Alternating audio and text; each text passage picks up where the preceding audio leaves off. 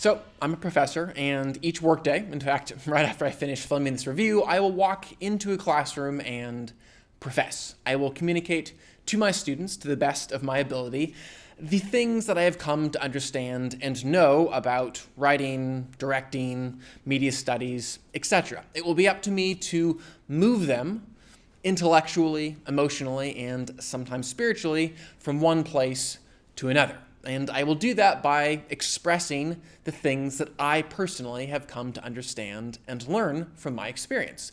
So I will talk about this film that I directed and tell them why I personally chose to put the camera here versus over here, why I chose this specific color palette instead of this specific color palette, how I personally drew that kind of performance out of my actors, etc., etc.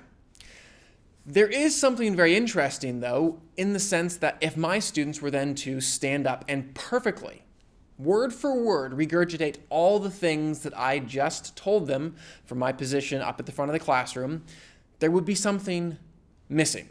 The facts would be the exact same, the ideas presented with the exact same phraseology, etc., but the students listening would know, if only maybe intuitively, that this is not spoken with authority, that is not spoken genuinely, and there would be something missing, and the learning, the moving that would occur in the classroom would be significantly less. The intellectual movement would be less, the emotional movement would be less, the spiritual movement would be less. Because, again, if only intuitively, if only subconsciously, they would understand that those words were not spoken empathetically, genuinely, and with the same kind of authority.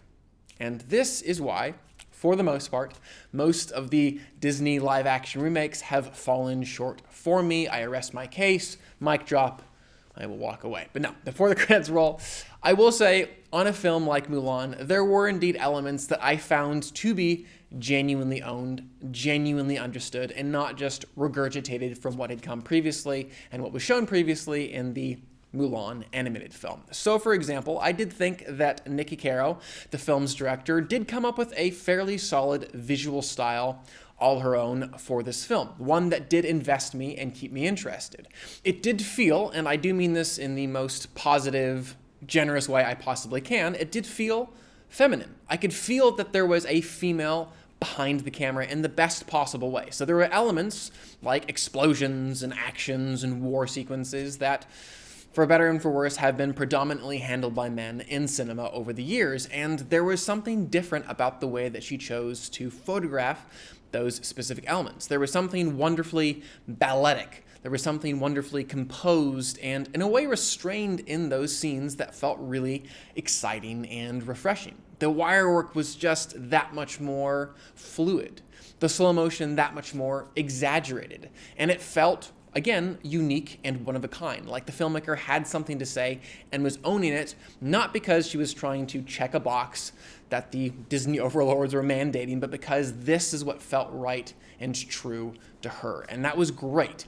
In a similar way, I love the ensemble assembled for this film. It was just so clear that all of them were bringing their genuine understanding of their culture, of their language, to this film, and it permeated the entire piece in a really cool way. And going back to Niki, Caro and her work with the ensemble, I really love what she drew out of them and the overall tone that created for this entire piece. It was quiet and earnest and simple. And yes, I did think that in some instances that did kind of lead to a somewhat dull, a little bit too slow of a paced experience.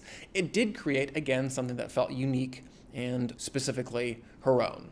Finally, I did appreciate the screenwriter's attempt anyways to bring in this fresh and unique character of the witch. I thought the character, conceptually anyways, really did play well into the overall themes and ideas being explored in this new live-action remake, and really did, I think, bolster, or at least, again, attempt to bolster who Mulan was and what her arc looked like throughout this specific narrative. Unfortunately, the reason that this character fell flat really, I think, is a perfect example of why so many of the new elements in this film fell flat. They were, in fact, being crammed into or tried to just shove up next to this pre-existing narrative with a pre-existing style, a pre-existing pace, a pre-existing number of scenes that just needed to be checked. And that narrative and those scenes already felt whole and complete. And indeed they were. There was this animated film, you've probably heard of it, came out in 1998. It was called Mulan, I believe, put out by Disney. And that film, though not a masterpiece, did work well. It had a beginning, middle, and end. Every single one of the scenes that was constructed for that film made sense to it. Stylistically, tonally, it all gelled and meshed together. And so when you start to then shove in new elements, compelling though they may be it a slightly different villain character or a slightly different photographic style or a lack of comedic sidekicks or a lack of songs, those additions and subtractions start to feel lesser than, or at least make the original feel lesser than. They never quite meet up and gel in the ways that they need to because they're not understood and approached with the same level of understanding and empathy.